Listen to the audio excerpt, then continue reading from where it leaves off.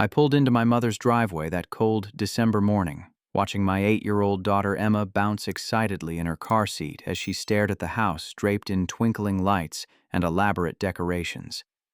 The enormous Christmas tree visible through the front window sparkled with what looked like hundreds of ornaments, surrounded by perfectly wrapped presents stacked in neat piles. My stomach dropped as I noticed something that made my heart sink. The gifts under the tree were clearly segregated. One side displayed expensive-looking packages wrapped in gold and silver paper, with my sister Jennifer's kids' names written in elegant calligraphy, while a small, lonely corner held just 2 modest boxes for Emma and myself. I felt that familiar knot forming in my chest, as I realized my mother had orchestrated something deliberately cruel, though I couldn't yet imagine the full extent of what she had planned for my innocent daughter. Walking through that front door felt like stepping into a carefully constructed stage set designed to showcase everything I wasn't. My mother, Carol, stood in the center of her immaculate living room, wearing her best holiday sweater and that practiced smile she reserved for family gatherings.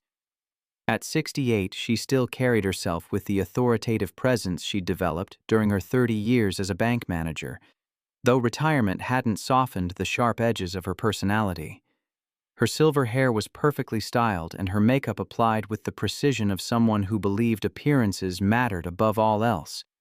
My sister Jennifer sat regally on the cream-colored sofa, looking like she'd stepped out of a magazine spread for successful suburban mothers. Her blonde hair fell in perfect waves over her shoulders, and her designer Christmas outfit probably cost more than I made in a week working construction. At 35, 3 years younger than me, she'd built what everyone considered the perfect life. Her husband Brad owned a successful insurance agency, and they lived in a 5,000-square-foot house in the most exclusive neighborhood in town. Everything about Jennifer screamed success, from her manicured nails to her expensive jewelry that caught the light every time she moved. Their twin boys Mason and Logan, both 10 years old, sat on the carpet, surrounded by electronic devices and expensive toys they'd already grown bored with. Mason had inherited his father's dark hair and serious expression, while Logan looked more like Jennifer with lighter features and an easy smile that could turn cruel when adults weren't watching. Both boys wore matching designer sweaters that probably cost more than Emma's entire winter wardrobe. The contrast between their world and ours couldn't have been more obvious. I was Tyler Morrison, 38 years old, wearing my cleanest pair of jeans and a sweater Emma had picked out for me at a discount store because she said it made my eyes look extra blue. My hands showed the calluses and small scars that came from 15 years of construction work, starting when I was barely old enough to hold a hammer. While Jennifer had sailed through college on our parents' dime, I'd worked construction jobs since I was 15 just to buy my own clothes and eventually scrape together enough money for community college courses I took at night. The financial struggles had gotten worse since my divorce 2 years ago. My ex-wife Amanda had walked out on Emma and me, taking half our savings to start a new life, with her boss a wealthy real estate developer who could offer her the luxury I never could. The divorce settlement had drained what little remained of my emergency fund, leaving me to raise Emma on a construction supervisor's salary while trying to maintain some dignity in a family that had always made it clear I was the disappointment. Emma sat quietly beside me on a wooden chair Carol had strategically placed away from the comfortable seating. Her small hands folded in her lap as she took in the elaborate scene. At 8 years old, she had the kind of innocent beauty that came from being loved despite our circumstances. Her brown hair was braided with red ribbons I'd helped her tie that morning, and she wore her favorite Christmas dress, a simple red velvet outfit we'd found at a thrift store, but that she treasured like it was made of gold. Her wide brown eyes reflected wonder and excitement as she watched her cousins with their expensive toys, completely unaware of the subtle cruelty being orchestrated around her. Carol began the gift exchange with a speech about family traditions and the importance of appreciating whatever you receive, her voice carrying that condescending tone she used when she wanted to make a point without saying it directly. "Christmas is about gratitude," she announced, looking pointedly at Emma. "Some children understand that any gift is a blessing regardless of its value." The ceremony began with Mason and Logan naturally, They tore through their presents with the casual indifference of children who had never wanted for anything.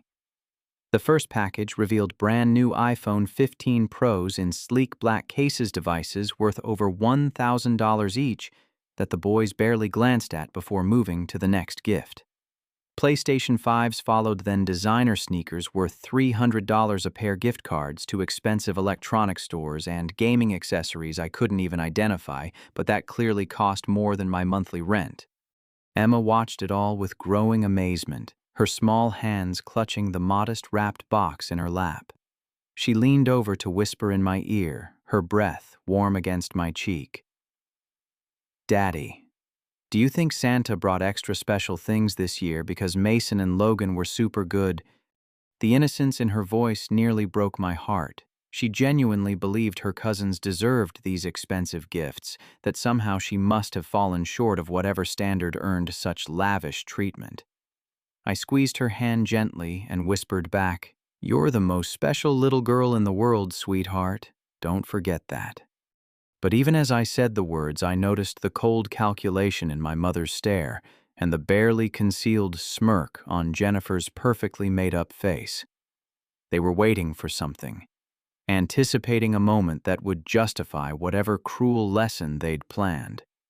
The expensive gifts continued flowing to Mason and Logan while Emma sat patiently, her small package still unopened in her lap. Finally, Carol turned her attention to Emma with theatrical grandness. "Well, Emma, I suppose it's time for you to open your special present. I picked it out just for you." Emma's face lit up with pure joy as she carefully peeled away the tape, trying not to tear the wrapping paper because she wanted to save it. Her small fingers worked methodically, her excitement building with each fold she opened. Jennifer's boys had long since moved on to setting up their new gaming systems, their discarded wrapping paper scattered across the expensive carpet like expensive confetti. The moment Emma lifted the lid of her box, her expression shifted from anticipation to confusion, then to barely concealed heartbreak. Inside the crushed cardboard container sat a used set of crayons clearly salvaged from a garage sale or perhaps even a trash bin. Half the colors were missing, several crayons were broken in pieces, and waxy residue coated the bottom of the box, along with bits of torn paper labels. The remaining crayons were worn down to nubs, their original paper wrappings peeling and dirty. Emma's face crumbled as she tried to process what she was seeing, her mind struggling to understand how this damaged, incomplete gift fit into the morning of expensive presents she'd just witnessed.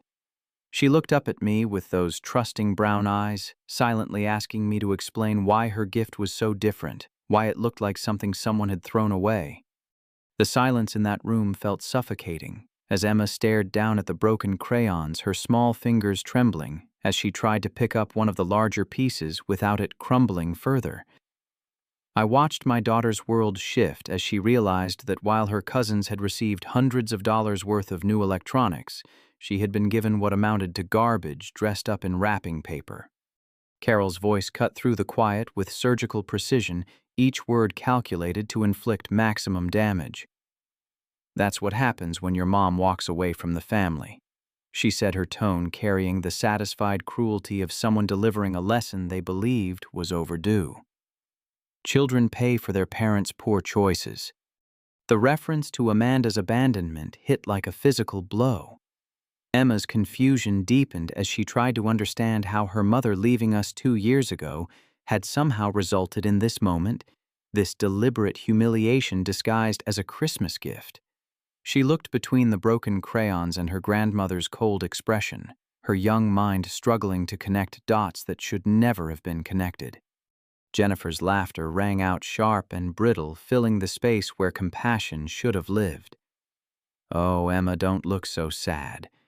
Maybe next year your father will have learned how to provide better." She turned to Mason and Logan, who had barely glanced up from their new phones. "Boys, why don't you show Emma some of the games on your new devices? I'm sure she'd love to see what quality Christmas presents look like." The casual cruelty of that comment revealed the depth of planning behind this moment. This wasn't an oversight or a simple case of favoritism. This was A coordinated attack designed to put both Emma and me in our place, to remind us that we existed at the bottom of this family's hierarchy. Brad, Jennifer's husband, added his own contribution from his position near the fireplace, where he'd been admiring his new expensive watch. "Children need to learn about real-world consequences early," he said in that patronizing tone he used when dispensing what he considered wisdom. "Life isn't fair, and the sooner Emma understands that her father's failures affect her opportunities, the better prepared she'll be." The word failures echoed in my mind as I remembered all the ways this family had systematically excluded and diminished me over the years. They saw my divorce as proof of my inadequacy, my financial struggles as evidence of poor character, my choice to work with my hands rather than pursue their definition of success as a personal failing that justified their contempt. Emma tried valiantly to be gracious, her voice small and shaky as she held up one of the broken crayon pieces. "These are really pretty colors, Grandma." "Thank you." But even as she spoke, the words tears gathered in her eyes, and I could see her trying to understand what she had done wrong to deserve this treatment.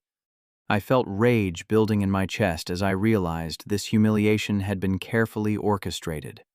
Carol had deliberately chosen the most degrading gift possible, something that would make Emma feel worthless while allowing the adults to maintain plausible deniability. After all, it was still technically a gift, wasn't it? Crayons for an artistic little girl. How could anyone object to that? But the deeper realization hit me like a sledgehammer when I remembered a conversation from 3 months earlier.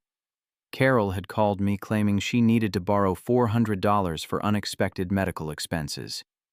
I'd emptied my emergency fund without hesitation. Money I'd been saving for months to buy Emma a proper Christmas, and maybe even get her the art supplies she'd been wanting. I'd trusted my mother when she promised to pay me back before the holidays. Looking at the expensive gifts surrounding Mason and Logan, I understood with crystal clarity that my $400 had helped purchase those iPhones, those gaming systems, those designer shoes. My mother had taken the money I'd sacrificed for Emma's Christmas and used it to spoil Jennifer's children while deliberately giving my daughter garbage. The betrayal went deeper than money. It was about trust, about family, about a grandmother who would steal from her own son to humiliate her granddaughter. It was about a mother who had looked me in the eye and lied, knowing she was taking Emma's Christmas to fund Jennifer's children's excess.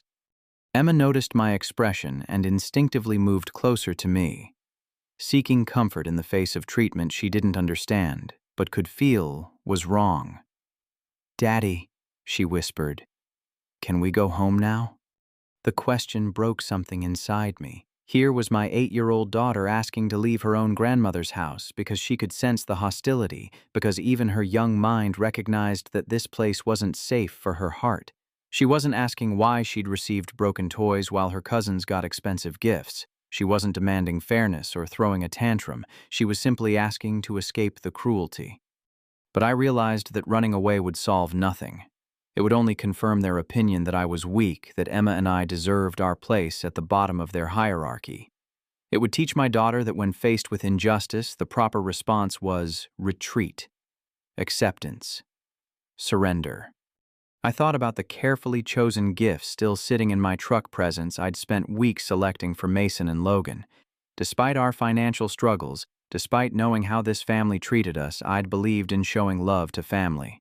I'd bought those boys expensive art supplies because Mason had mentioned wanting to try oil painting. I'd purchased premium gaming accessories for Logan because he'd talked about wanting to make videos with his friends. I'd sacrificed our grocery budget and worked overtime shifts to afford gifts that would show them I valued our relationship, that blood meant something to me even when it didn't seem to mean anything to them. Those gifts represented more than money. They represented hope that family could transcend the petty cruelties and calculated slights. They represented my belief that love could eventually overcome the poison that had infected our relationships. Standing there watching my daughter try to find beauty in broken crayons while surrounded by the evidence of my family's contempt, I realized that some hopes were not just naive, but actively harmful. Some relationships were not worth preserving at the cost of your child's self-worth. Some family bonds were already broken beyond repair, and the only choice was whether to keep pretending otherwise. The pattern had been established long before this Christmas morning, woven into the fabric of our family dynamics, like a toxic thread that colored every interaction. Sitting in that living room, surrounded by the evidence of carefully orchestrated favoritism, I found myself remembering decades of similar moments, each one building toward this crescendo of cruelty. Growing up in this house, I'd learned early that Jennifer was the golden child, the one whose every achievement was celebrated, while mine were minimized or ignored entirely. When she made honor roll, our parents threw a dinner party. When I graduated valedictorian from vocational school, they forgot to mention it to their friends. Jennifer's college education was fully funded. Her sorority dues paid her spring break trips to Cancun, subsidized by parents who believed investment in her future was money well spent. Meanwhile, I'd been working construction jobs since I was 15, saving every dollar to pay for my own clothes, and eventually scraping together tuition for night classes at community college. I'd studied by lamplight in my childhood bedroom while Jennifer enjoyed fully paid university dormitories and meal plans. The message had been clear. Even then, she was destined for success while I was expected to make my own way with whatever skills I could develop. The favoritism had only intensified when Jennifer married Brad. Their wedding cost more than most people's houses, a lavish affair that our parents funded without complaint, while making pointed comments about fiscal responsibility whenever I mentioned my own financial struggles. When Jennifer and Brad bought their first house, Carol and our father provided the down payment as a wedding gift. When Emma was born and I mentioned needing help with medical bills, I was lectured about planning ahead and living within my means. Now Jennifer sat across from me, her success displayed like armor against any criticism, her designer clothes and perfect makeup, a visible reminder of everything this family valued. She made a show of checking her expensive watch before delivering her next calculated blow. "Tyler, you really need to start thinking about Emma's future more seriously," she said, her voice carrying that fake concern she'd perfected over the years. "A child needs stability, proper educational opportunities, cultural enrichment. Maybe it's time to consider that there are family members who could provide those things if you're not able to." The implication hung in the air like smoke from a house fire. Jennifer was suggesting that Emma would be better off with different guardians, that my financial limitations made me an unfit father, that this family gathering was actually an intervention designed to convince me to voluntarily surrender my daughter to people who could afford to spoil her properly. Carol nodded approvingly at Jennifer's suggestion. "Some men just aren't cut out for single parenthood," she added. "There's no shame in recognizing your limitations and doing what's best for the child." Brad leaned forward from his position by the fireplace, his expression serious as he prepared to deliver what he clearly considered sage advice. "From a practical standpoint, Tyler, you have to consider the numbers. Jennifer and I have the resources to provide Emma with private school education, college savings, cultural experiences, travel opportunities. We could give her the kind of life every child deserves." The audacity of their coordinated attack took my breath away. They were sitting in a room where they'd just deliberately humiliated my daughter, using that humiliation as evidence that she'd be better off in their custody. They'd orchestrated this cruel Christmas morning specifically to create a moment they could point to as proof of my inadequacy as a father.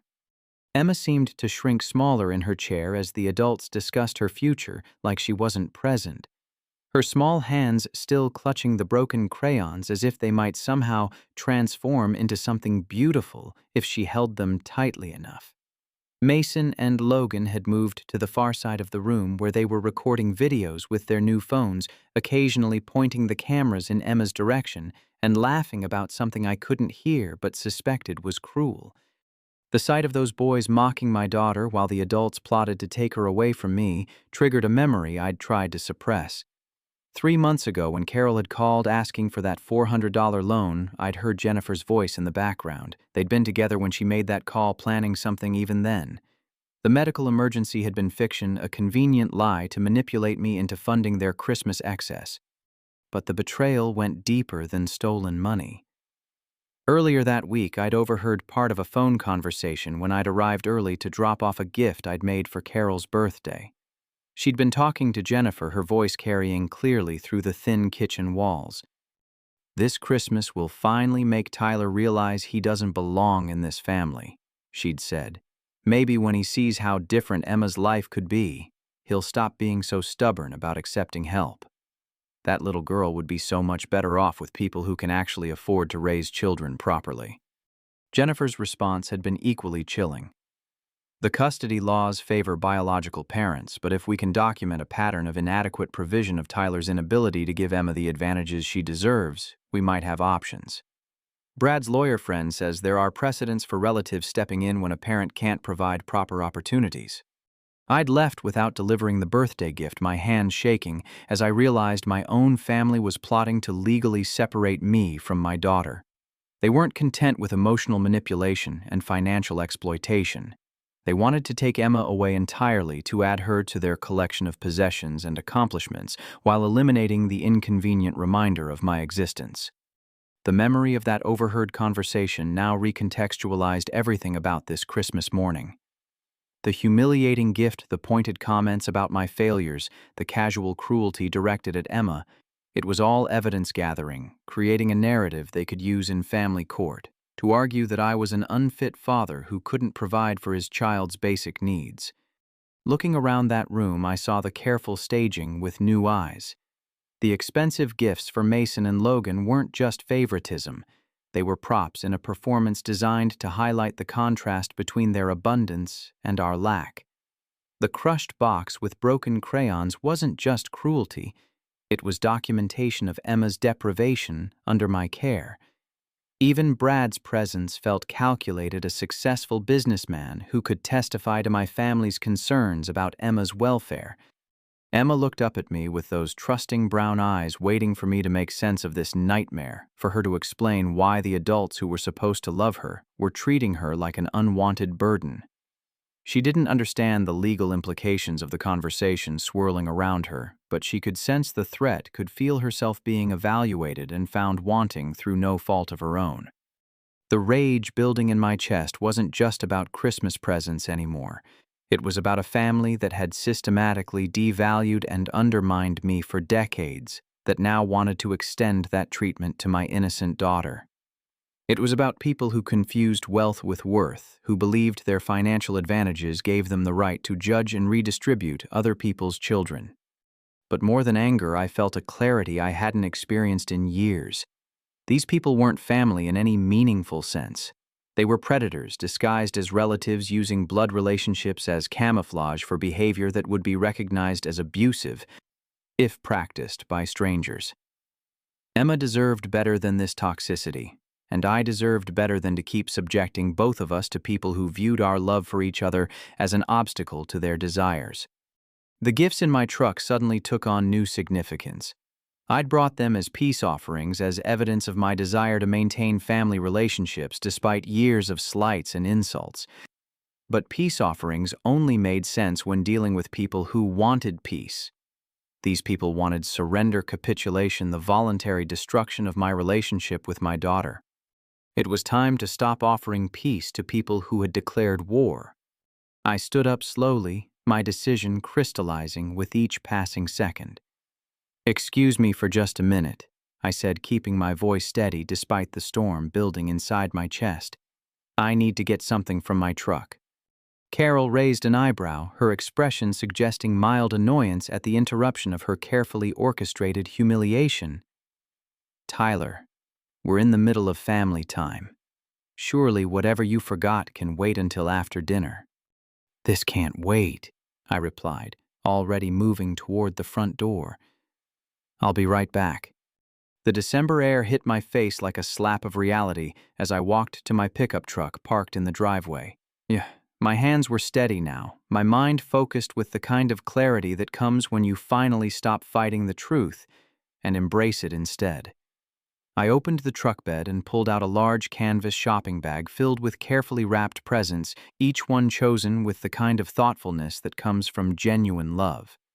These gifts represented more than the $400 I'd spent on them. They represented weeks of overtime shifts, skipped lunches, and careful budgeting to make sure I could show Mason and Logan that their uncle cared about them despite how their parents treated me. I'd listened to their conversations during previous family gatherings, noting their interests and wishes determined to prove that love didn't require wealth to express itself meaningfully. For Mason, who'd mentioned wanting to try oil painting after seeing an art documentary at school, I'd bought a complete set of professional-grade oil paints, brushes, and canvases from an art supply store downtown. The salesman had spent 30 minutes explaining the difference between student-grade and artist-grade materials, and I'd chosen the better option despite the cost, because I wanted Mason to have supplies that would inspire real creativity. For Logan, who'd talked enthusiastically about wanting to make gaming videos with his friends, I'd purchased a premium gaming headset with professional-quality microphone, a ring light for better video recording, and editing software that YouTubers recommended for beginners. I'd researched each item carefully, reading reviews and comparing features to ensure he'd have everything needed to pursue his passion seriously. Each gift had been wrapped with the same care I'd put into selecting them, using paper Emma had helped me choose at the dollar store and ribbons she'd practiced tying until her small fingers could create perfect bows. She'd been so excited about giving her cousins these presents, asking me repeatedly if I thought they'd like them, if they'd understand how much thought we'd put into choosing them. Walking back toward the house, feeling the weight of those gifts in my hands, I realized I'd been operating under a fundamental misunderstanding about this family's dynamics. I'd believed that generosity would eventually break through their defenses, that consistent kindness would wear down their resistance to accepting me as an equal member of this family. I'd thought that loving their children would prove my worthiness as Emma's father. But generosity toward people who view kindness as weakness only enables their continued cruelty. I'd been feeding a system that thrived on my willingness to accept less, to keep trying harder, while they tried less to prove my value to people who had decided I had none. The front door opened into the same scene I'd left Emma sitting quietly with her broken crayons, while Mason and Logan showed off their expensive electronics, their discarded wrapping paper scattered across the carpet like evidence of excess. Carol was in the kitchen now, making pointed comments to Jennifer about some people not knowing their place in the family hierarchy. I announced my return by placing the heavy bag of gifts on the coffee table in front of the Christmas tree, the sound causing everyone to look up. "I brought some gifts for Mason and Logan," I said, beginning to remove the carefully wrapped packages from the bag. Jennifer's expression shifted from mild curiosity to confusion as she saw the quality of the wrapping and the size of the presents. These weren't token gifts from the discount store. These were substantial packages that clearly contained expensive items, thoughtfully chosen and beautifully presented. Mason and Logan immediately perked up, their phones forgotten as they focused on the new presents. "Are those really for us, Uncle Tyler?" Logan asked, his young voice carrying genuine excitement for the first time that morning. I began displaying the gifts on the table, each package labeled with careful handwriting and decorated with ribbons Emma had tied herself. The oil painting set for Mason, the gaming equipment for Logan, and several smaller gifts I'd added, because I'd wanted Christmas morning to feel special for them despite how their parents treated their uncle and cousin. "These are beautiful, Tyler," Jennifer said, but her voice carried an undercurrent of suspicion rather than gratitude. She was clearly trying to calculate how I could afford such obviously expensive presents on my construction supervisor salary. Carol emerged from the kitchen, her eyes widening as she took in the display of gifts. "Tyler, you really shouldn't have spent money you can't afford," she said, but her tone suggested she was more concerned about the implications than my financial welfare. Brad stepped closer to examine the presents, his expression suggesting he was reassessing his earlier assumptions about my capabilities and resources. "These look quite expensive," he said. "Are you sure this was wise given your current situation?" Their reactions confirmed what I'd long suspected. They were more comfortable with me as a failure than as someone who might actually be capable of generosity and thoughtfulness. My success at choosing meaningful gifts threatened their narrative about my inadequacy as a provider and father.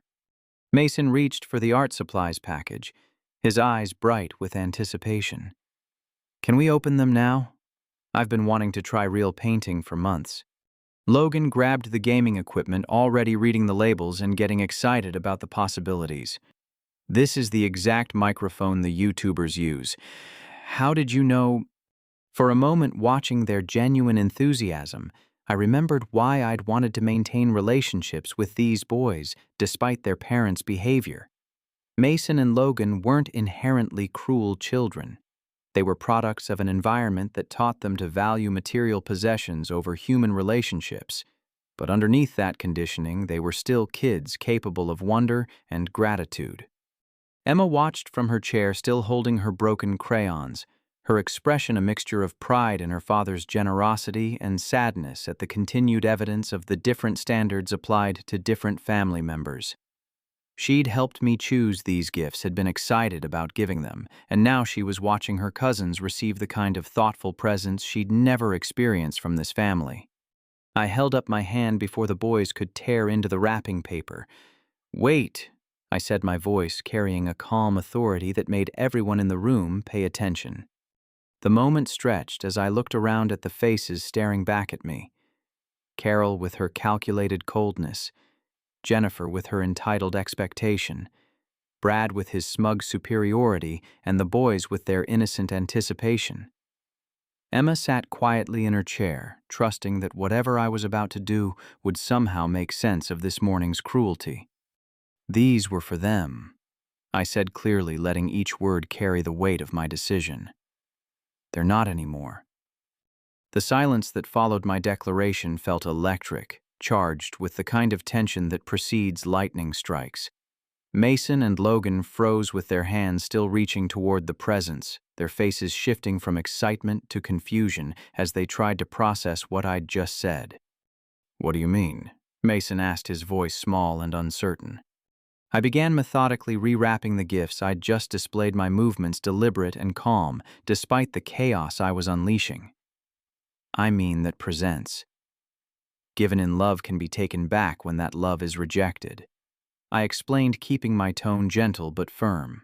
"I spent weeks choosing these gifts because I believed in family, because I thought showing love to you boys would somehow bridge the gap between the adults who've forgotten how to treat each other with basic human decency."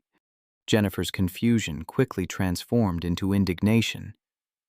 "Tyler, you can't just take back Christmas presents from children. That's completely inappropriate." "What's inappropriate," I replied, continuing to pack the gifts away, "is using children as weapons in adult conflicts. What's inappropriate is giving one child broken garbage while showering others with expensive electronics.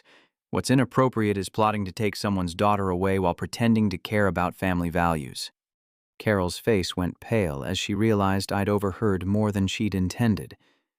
"Tyler, I don't know what you think you heard, but I heard you planning to use this Christmas as evidence of my inadequacy as a father."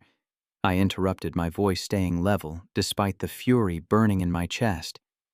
"I heard you discuss custody options with Jennifer. I heard you admit that the $400 you borrowed from me for medical expenses actually went toward buying expensive gifts for Mason and Logan."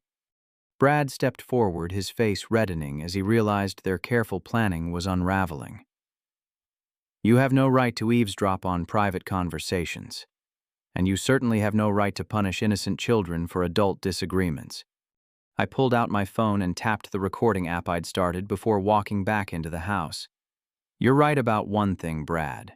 Children shouldn't be punished for adult behavior. That's exactly why I'm not going to let you use Emma as a pawn in your games anymore." The recording played clearly through my phone's speaker, Carol's voice unmistakable, as she discussed her plans to convince me I didn't belong in this family. Jennifer's responses about custody laws and documentation of inadequate provision filled the room with their own words, their own calculated cruelty exposed for everyone to hear. Emma listened with growing understanding, her 8-year-old mind finally grasping the adult plotting that had surrounded her. Tears began streaming down her face as she realized these people who called themselves family had been planning to separate her from the father who loved her unconditionally. "You recorded us," Carol demanded, her authoritative mask slipping to reveal the ugly desperation underneath. "That's illegal. That's evidence," I corrected. "Evidence that will be very interesting to family court judges if you decide to pursue your custody fantasies. Evidence that shows exactly what kind of people want to take my daughter away from me." I finished packing the gifts and pulled out my phone again, this time calling my friend Marcus, who ran the local toy drive for underprivileged children. "Marcus, it's Tyler. Remember how you mentioned needing high-quality donations for the Christmas drive? I've got several $100s worth of art supplies and gaming equipment that need to find their way to kids who'll actually appreciate them." Jennifer tried to grab the bag of gifts, but I held it away from her reaching hands. "Those were meant for my children." "Those were meant for family," I corrected. "But you've made it clear we're not family. We're just obstacles to your convenience problems to be managed and eventually eliminated. Well, I'm solving your problem for you." Mason started crying, not because he understood the adult complexities, but because he could sense something important was breaking apart around him. "Uncle Tyler, please don't take our presents away. We didn't do anything wrong." The pain in his voice almost broke my resolve, but I knelt down to his level, speaking directly to him and Logan with the honesty children deserve. "You're right, boys. You didn't do anything wrong. But your parents and grandmother have been very cruel to Emma and me, and I can't keep pretending that giving you nice things will somehow make them treat us better." "What did we do that was cruel?" Logan asked, genuinely confused. I gestured toward Emma, still sitting quietly with her broken crayons. "Look at what your cousin received for Christmas. Look at how excited she was to be here, how much she wanted to share this morning with family who love her. Then look at what you received and ask yourself if that seems fair." For the first time that morning, Mason and Logan really looked at Emma, seeing her through eyes that weren't clouded by their parents' conditioning. They saw the broken crayons, the crushed box, the tears on her face, and their young minds began processing the injustice they'd been taught to ignore. "That's not fair," Mason said quietly. "Emma's nice. She helped make our presents pretty with those ribbons." Logan nodded, understanding beginning to dawn in his expression. "Why did Grandma give her broken crayons when she gave us phones?" Their innocent questions hung in the air like accusations, forcing the adults to confront the cruelty they'd rationalized as necessary discipline. Carol opened her mouth to explain, but what could she say? How do you justify deliberate cruelty toward a child to that child's peers?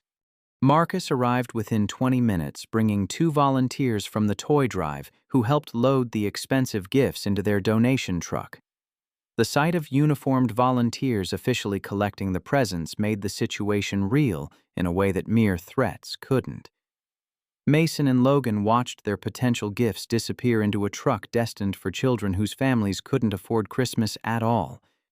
"You're making a mistake, Tyler," Jennifer said, her voice tight with barely controlled anger. "We were trying to help Emma have a better life. We have resources, opportunities, stability that you can't provide." "You have money," I replied. "But money isn't the same thing as love and stability built on lies, and cruelty isn't the kind of foundation Emma needs. She needs to know she's valued for who she is, not judged for what her father can or can't afford." Carol made one last attempt to salvage her authority. "Tyler, if you walk out of here today, don't expect to be welcome back. You're choosing pride over family, and that choice has consequences." I looked around the room one final time, taking in the expensive decorations, the scattered wrapping paper from gifts worth more than most families spent on Christmas, the faces of people who'd confused wealth with worth. For so long they'd forgotten the difference. "I'm not choosing pride over family," I said. "I'm choosing real family over people who happen to share my DNA. Emma and I will build our Christmas traditions with people who actually want us around." But even as I prepared to leave, I realized I had one more revelation to share, one more truth that would reshape everything they thought they knew about our situation. Emma slipped her small hand into mine as we prepared to leave, and I felt the trust in that gesture strengthen my resolve. But before we could reach the door, my phone buzzed with a text message that made me smile for the first time that morning. "Actually," I said, turning back to face the room of hostile relatives, "there's something I should probably mention before we go." Carol's expression suggested she was bracing for another attack, another piece of evidence that would further undermine her carefully constructed narrative. Jennifer and Brad exchanged glances clearly, wondering what additional damage I might inflict on their Christmas morning. "I got a call 3 weeks ago from Davidson Construction." I continued watching their faces as I delivered news that would shatter their assumptions about my limitations and prospects. They offered me a position as site supervisor for their new commercial division. The job comes with a salary increase of nearly 60%, full benefits, and relocation assistance to their headquarters in Colorado Springs. The silence that greeted this announcement was different from the earlier tensions. This was the quiet of people realizing their entire understanding of a situation had been based on outdated information. "The position starts January 15th, I continued. "Emma and I will be moving to Colorado after New Year's Day, where she'll attend one of the top-rated school districts in the country, and I'll be working for a company that values expertise over politics." Jennifer's mouth opened and closed without sound as she processed the implications. Her entire argument for taking custody of Emma had been based on my supposed inability to provide proper opportunities. But a 60% salary increase would put my income well above the national average, and Colorado Springs offered cultural and educational advantages that rivaled anything available locally. Brad's expression shifted from smug superiority to calculating concern, as he realized the custody case they'd been building had just lost its primary foundation. A successful father with a substantial income and a good job was much harder to paint as unfit than a struggling construction worker barely making ends meet. Carol sank into her chair as the realization hit her that her plan to force me to surrender Emma had not only failed but backfired spectacularly. Instead of breaking my will, she'd inadvertently provided me with the perfect motivation to escape her toxicity permanently. "You never mentioned this job offer," she said weakly. "I never mentioned it because I wasn't sure I wanted to take it," I replied honestly. Moving Emma away from her extended family felt like a big decision. I thought maybe we could work out our differences, find a way to coexist that didn't require choosing between my daughter's happiness and family relationships. Emma looked up at me with shining eyes. "Daddy, does this mean we get to start over somewhere new?" "Yes, sweetheart. Somewhere the people understand that families are supposed to love and support each other, not compete and tear each other down." Marcus finished loading the last of the gifts into his truck and approached me with a receipt for the donation. "Tyler, this is incredibly generous. These supplies will make Christmas special for a lot of kids who might not have gotten anything otherwise." Several neighborhood children who volunteered for the toy drive had gathered to help carry the expensive items, and they cheered when they saw the quality of what was being donated. Their excitement created a sharp contrast to the sullen atmosphere inside the house where expensive gifts had been taken for granted, while real generosity was being celebrated outside. Mrs. Patterson from next door approached me as I signed the donation paperwork. "Tyler, I couldn't help but overhear some of the conversation through the windows. I want you to know that watching how you've handled this situation today has been inspiring. Emma is lucky to have a father who values her dignity over family politics."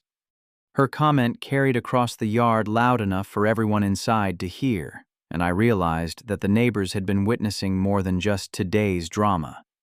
They'd been watching years of family dysfunction play out in driveways and front yards, seeing how Carol treated her grandchildren differently, and drawing their own conclusions about the character of the people involved. Back inside the house, the aftermath of my revelations was creating its own chain of consequences. Carol sat staring at the recording on my phone, finally understanding that her whispered conversations hadn't been as private as she'd believed. The evidence of her plotting to steal Emma wasn't going away, and its existence would hang over any future attempts to interfere in our lives.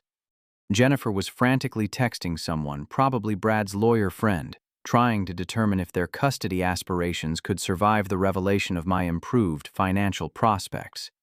But even if money hadn't been a factor, The recording of their conspiracy would make any judge question their motivations for seeking custody. Mason approached me hesitantly, his young face serious with the kind of moral confusion that comes when children realize adults they trusted have been behaving badly. Uncle Tyler. I'm sorry Emma got broken crayons. That wasn't fair. Logan joined his brother looking equally troubled. When we get home, can we give Emma some of our stuff? We have lots of things and she doesn't have very much. Their innocent desire to address the injustice they'd witnessed showed me that there was still hope for these boys despite the toxic environment they were being raised in. Children have an instinctive sense of fairness that adults often lose in the pursuit of more complex agendas. That's very kind of you, boys, I said, kneeling to their level. The important thing is that you recognize when something isn't fair and want to make it better. That's what good people do. But even as I spoke to my nephews, my phone buzzed again with a call I'd been expecting but dreading. The caller ID showed Amanda's name, my ex-wife, who'd walked out on Emma and me 2 years earlier. Tyler. Her voice came through the speaker tight with an emotion I couldn't immediately identify. I saw some videos on social media from this morning. Mason posted something about broken crayons and family fighting, and I need to talk to you. The irony of Amanda calling on this particular Christmas morning wasn't lost on me. She'd left us for financial security with her wealthy boss abandoning Emma to chase the kind of material comfort that Jennifer's family represented. Now she was witnessing the ugly reality of what that comfort could cost in human terms. I made a terrible mistake, she continued, her voice breaking slightly. Leaving Emma was the worst decision I've ever made, and seeing how your family treated her today? Tyler, I want to help. I want to send support payments, not because a court ordered them, but because I owe our daughter better than what I've given her. Emma heard her mother's voice and looked up at me with complicated emotions playing across her young face. She'd stopped asking about Amanda months ago, having apparently accepted that some people leave and don't come back. But hearing her mother's voice again, especially in this moment of crisis, clearly stirred feelings she'd been trying to suppress. I don't know if I can forgive myself, Amanda continued, but maybe I can start making up for the damage I caused. Emma deserves to know that her mother loves her even if I haven't shown it properly. The convergence of all these revelations, my new job, the recorded conspiracy, Amanda's unexpected call, created a momentum that felt like fate intervening to clear a path forward. Everything that had seemed impossible that morning was suddenly within reach. Financial security distance from toxicity, even the possibility of Emma having a relationship with her mother again. Carol looked around her living room, taking in the scattered expensive wrapping paper, the leftover gifts that suddenly seemed empty. Of meaning the family gathering that had devolved into permanent fracture. Her plan to humble me had instead revealed the poverty of her own character, while my apparent limitations had transformed into unexpected strengths. Tyler, she said quietly, maybe we can work something out. Maybe we all said things we didn't mean. But some words once spoken reveal truths that can't be unsaid. Some actions once taken expose character in ways that make pretense impossible. The woman who'd stolen my emergency fund to buy gifts for her favored grandchildren while giving my daughter garbage wasn't suddenly going to develop genuine grandmotherly affection. Carol, I replied gently, the problem isn't what you said today. The problem is who you've shown yourself to be over years of small cruelties and calculated slights. People don't change their fundamental character just because their plans backfire. Emma tugged on my hand, ready to leave this place that had never truly welcomed her. Outside, Marcus and his volunteers were driving away with gifts that would actually be appreciated by children who understood their value. The neighborhood kids were dispersing to their own homes, carrying stories about the man who donated expensive presents, rather than let them be given to kids who already had too much. It was time to go home and start planning our new lifetime to show Emma that walking away from toxicity wasn't defeat, but victory, that choosing self-respect over family approval was the kind of strength she'd need to build her own healthy relationships in the future. 3 months later, I stood in the kitchen of our new apartment in Colorado Springs, watching Emma create a masterpiece with the professional art supplies I'd finally been able to afford on my new supervisor salary. The morning sunlight streamed through windows that overlooked the Rocky Mountains, a view that still took my breath away every time I saw it. Emma had adapted to our new life with the resilience that children possess when they're truly loved and supported. Her new school had identified her artistic talent within the first week, enrolling her in an advanced art program where her creativity flourished under teachers who recognized potential rather than focusing on what we couldn't afford. The art contest she'd won the previous month still made me proud every time I thought about it. She'd used techniques she'd taught herself with those broken crayons from Christmas morning, turning the memory of that humiliation into something beautiful and meaningful. Her winning piece was titled, "Broken Things Can Still Create Beauty," and it hung now in the school's main hallway where every student could see it daily. "Daddy, look what I made for Mama," Emma said, holding up a watercolor painting she'd been working on for weeks. The image showed a family of 3 standing together under a rainbow, their hands joined and smiles bright against the colorful sky. Amanda's transformation had been as surprising as everything else that had changed since that Christmas morning. Her weekly phone calls had evolved into monthly visits, and her support payments arrived faithfully every month, not because any court required them, but because she was genuinely trying to rebuild a relationship with the daughter she'd abandoned. The wealthy boyfriend who'd seemed so appealing when she left had turned out to be controlling and emotionally abusive, teaching her harsh lessons about the difference between financial security and genuine love. "She's going to love that painting, sweetheart," I told Emma, admiring the careful detail she'd put into each figure. "You've gotten so good at watercolors." The doorbell rang, and Emma ran to answer it, knowing that Sarah Patterson would be standing there with her warm smile and the patience she'd shown in getting to know my daughter slowly and genuinely. Sarah taught 3rd grade at Emma's school, and our relationship had grown naturally from shared conversations about Emma's progress into something deeper and more meaningful than I'd thought possible after Amanda's betrayal. "Miss Sarah." Emma launched herself into a hug that Sarah returned enthusiastically.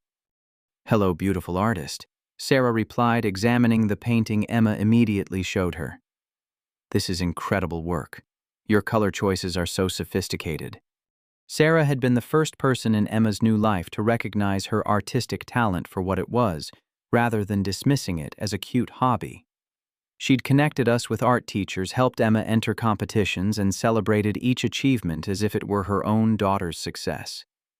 Her genuine investment in Emma's happiness had been one of the factors that helped me trust her with my heart. The phone rang while Sarah was examining Emma's latest creations, and I recognized Carol's number on the caller ID. Her weekly calls had become a ritual of sorts, awkward attempts to rebuild a relationship that had been damaged beyond simple repair. "Tyler." Her voice carried the careful tone she'd adopted since Christmas morning. "I wanted to let you know that Jennifer and Brad are getting divorced. The custody case they were building fell apart completely when Brad's lawyer explained how the recording would play in court. The news didn't surprise me. Relationships built on shared cruelty rarely survive when their common enemies are no longer available as targets. Without Emma and me to focus their toxic energy on Jennifer, and Brad had apparently turned that poison on each other." "I'm sorry to hear that," I said, and I genuinely was. Mason and Logan didn't deserve to have their family torn apart, regardless of how their parents had behaved. "The boys ask about Emma constantly," Carol continued. "They want to know if they can visit maybe during summer vacation. They've been different since Christmas, more aware of how we treated you and Emma. I think seeing their uncle stand up for his daughter taught them something important about what real strength looks like." The idea of my nephews visiting wasn't entirely unwelcome. They'd been innocent victims of their parents' toxicity, and distance from that environment might give them a chance to develop their own moral compass without constant contamination. "We'll see," I said noncommittally. "Emma and I have built a good life here, and I won't do anything that might threaten her sense of security." "I understand," Carol replied. "Tyler, I know I can't undo the damage I caused, but I want you to know that I've been seeing a therapist. She's helping me understand how my grief over your father's death turned into resentment toward you. That's not an excuse, but it's an explanation." The admission surprised me. Carol had never been one to acknowledge psychological weakness or seek professional help. Her willingness to confront her own issues suggested a level of self-awareness I hadn't thought she possessed. "I'm glad you're getting help," I said honestly. "Everyone deserves to heal from their pain, but healing doesn't erase consequences, and the consequences of your choices are that Emma and I have moved on to people who value us consistently." After hanging up, I found Emma and Sarah in the living room where Emma was showing off the framed picture she'd drawn with those original, broken crayons from Christmas morning. The image showed our family's journey from darkness into light, using the inadequate tools she'd been given to create something that told our story with remarkable emotional sophistication. "I kept the best crayons," Emma explained to Sarah. "Daddy said even broken things can make beautiful pictures if you use them right." Sarah looked at me over Emma's head, her expression full of admiration for the lesson I'd helped my daughter learn. "That's very wise," she said. "Sometimes the most beautiful art comes from using whatever materials you have available and making them into something wonderful." That evening, after Sarah had gone home and Emma was asleep in her new bedroom decorated with her own artwork, I sat on our small balcony, looking out at the mountains and reflecting on how dramatically our lives had changed in just 3 months. The job at Davidson Construction had exceeded even my optimistic expectations. My supervisors valued my experience and work ethic, and several colleagues had become genuine friends who invited Emma and me to barbecues and game nights where we were welcomed as family. The respect I'd always craved from blood relatives had come naturally from people who judged me by my character rather than my bank account. Emma's happiness was the greatest victory. She woke up each morning excited about school, came home eager to share her day's adventures, and fell asleep secure in the knowledge that she was valued and loved unconditionally. The therapy sessions we'd started after Christmas had helped her process the rejection she'd experienced, but more importantly, they'd reinforced that the problem had been with the adults who'd treated her badly, not with her worth as a person. My phone buzzed with a text message from Marcus back home, including pictures from the charity Christmas party, where the gifts I'd donated had been distributed. Children from low-income families posed with the art supplies and gaming equipment, their faces radiant with joy at receiving presents they'd never expected to own. The contrast between their genuine appreciation and my nephew's casual indifference to expensive gifts highlighted the difference between want and need, between entitlement and gratitude. Another message came through from Amanda, a picture of the painting Emma had sent her for Mother's Day, hanging in her new apartment. Amanda had left her controlling boyfriend and started over on her own, working as a receptionist while taking night classes to become a paralegal. Her journey toward independence and self-respect paralleled our own in many ways, and I found myself genuinely hoping she'd find the happiness that had eluded her when she'd chased wealth instead of worth. The final message of the evening came from Jennifer, a short note apologizing for her behavior at Christmas and asking if she could send Emma a proper gift for her upcoming birthday. The offer was tentative, respectful, acknowledging that trust would have to be rebuilt gradually if it could be rebuilt at all. I set the phone aside and looked up at the stars visible above the Colorado mountains, clearer and brighter than any sky I'd seen back home. Emma and I had found our place in the world, surrounded by people who appreciated us for who we were, rather than tolerating us as obligations or burdens. The broken crayons that had started this journey sat in a place of honor on Emma's desk, a reminder that even deliberate cruelty could become the foundation for something beautiful if you refuse to let it define your worth. Those crayons had taught us both that value isn't determined by external packaging, that love can't be measured in dollars, and that sometimes the greatest gift is the strength to walk away from people who don't deserve your presence. Looking back on that Christmas morning, I realized that my family's cruelty had actually been a gift, in disguise, forcing me to finally prioritize Emma's emotional well-being over my desire for acceptance from people who'd never valued us. Their rejection had freed us to find our tribe among people who celebrated our successes, supported us through challenges, and understood that real wealth is measured in love, respect, and genuine human connection. I learned that walking away from toxicity isn't abandonment, it's choosing to build something better. Sometimes the greatest gift you can give your child isn't trying to fix broken relationships, but showing them they deserve to be valued and loved unconditionally. Emma learned that her worth isn't measured by what others give her, but by the love and effort that goes into every gesture, no matter how small. Emma is 9 now, thriving in an environment where her artistic talent is nurtured and her gentle spirit is protected. She understands that some people leave and some people hurt you, but she also knows that there are others who will love you exactly as you are. Celebrate your victories and stand beside you through difficulties. Have you ever had to choose between family loyalty and your child's emotional well-being? How did you handle a situation where relatives treated your children unfairly? I'd love to hear your stories in the comments below. If this story touched your heart, please hit that like button and share it with anyone who might need to hear that they deserve better treatment from the people in their lives. And don't forget to subscribe for more stories about finding strength in difficult family situations and building the life you and your children truly deserve. Thank you for listening to our journey, and remember, broken things really can create something beautiful when they're handled with love and wisdom. I hope you find the courage to choose your own happiness and show the people you love that they deserve nothing less than genuine respect and unconditional acceptance.